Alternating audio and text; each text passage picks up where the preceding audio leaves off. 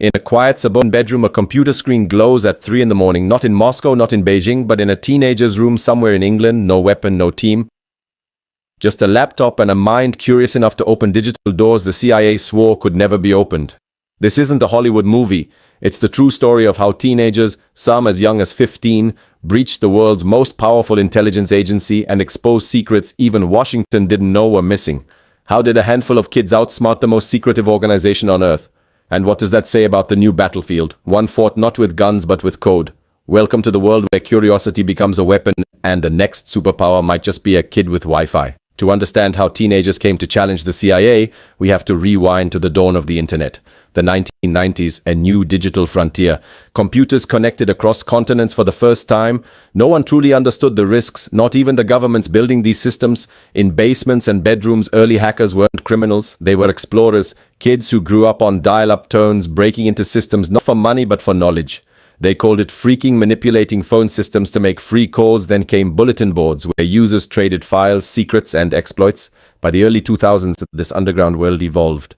Governments digitized intelligence, banks moved online. The line between curiosity and crime blurred. That's where our story begins, in a world where teenagers with usernames like Cracker and Derp became digital outlaws overnight. They weren't spies or soldiers. They were gamers, students, and yet they would become the greatest embarrassment the CIA had ever faced. In 2015, a group calling themselves Crackers with Attitude appeared on Twitter. Their mission was unclear, their identities unknown, their targets shockingly bold. They began not with small-time banks but with the personal email accounts of senior US intelligence officials. First came John Brennan, director of the CIA, his personal AOL account hacked, documents stolen, contacts leaked, the unthinkable done by someone barely old enough to drive. How? Not with code-breaking supercomputers, but with social engineering, the oldest trick in the digital book. One teen pretended to be a Verizon employee calling AOL customer support, convincing the rep to reset Brennan's password. And just like that, the gates of the CIA's private communications were flung open. Emails, files, sensitive data, all compromised by a teenager on a school laptop. The hack wasn't just about data, it was humiliation.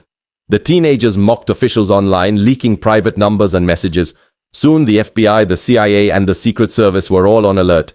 A digital prank had become a national security nightmare.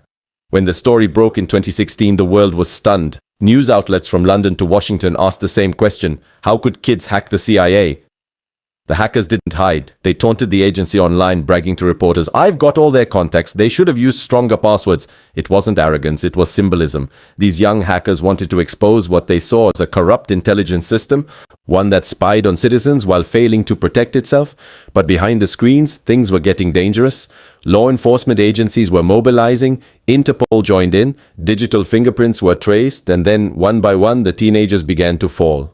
In 2016, British police raided the home of a 16-year-old boy known as Cracker. He was led away in handcuffs, accused of being the ringleader of the group that breached US intelligence networks.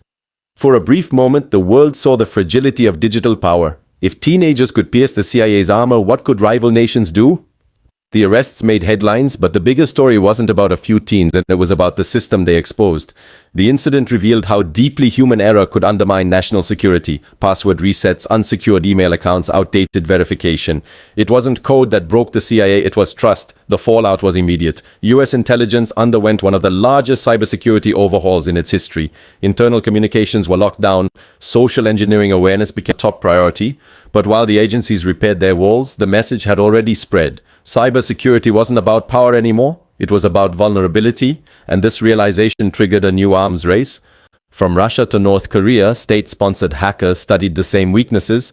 Cyberwar entered a new phase one that didn't need bullets or bombs. The teenagers had started something far bigger than they understood. Their rebellion became a warning to every intelligence service on Earth. Years passed. The hackers served sentences or disappeared into anonymity, but the war they sparked never stopped. Despite billions spent on cybersecurity, leaks and breaches continued. In 2020, the SolarWinds attack once again exposed US networks, proving that no matter how advanced defenses become, the weakest link is always human sheep. Governments built cyber commands, corporations hired ethical hackers. But even the strongest firewalls can't stop a convincing phone call or a moment of curiosity. And somewhere right now, another teenager is sitting in front of a glowing screen wondering how far curiosity can go before it becomes a crime. Fast forward to today. The same story plays out across a more connected, more fragile world. Hackers aren't lone wolves anymore. They're networks organized, funded, and often political. From ransomware gangs to AI-driven phishing, the battlefield is invisible. The irony is that the same intelligence agencies that once hunted hackers now hire them. The smartest minds in cybersecurity today once broke the rules. The story of the teenage hackers who breached the CIA isn't just a tale of rebellion, it's a prophecy. In the digital age, power doesn't belong to those with armies or missiles. It belongs to those who understand the system better than the people who built it. So what can we learn from the teenagers who hacked the CIA? Power has changed hands. Information, not weapons, defines strength in the 21st century. Security isn't just about technology, it's about people, trust, and the smallest human mistake. Curiosity is a double-edged sword. The same drive that builds innovation can also destroy empires. The story of the teenage hackers reminds us that we live in an era where anyone, even a 15-year-old, can shake the foundations of power. But the real question is, what happens when the next generation of hackers stops playing and starts fighting? Because in the end, the most dangerous weapon on earth isn't a nuclear code.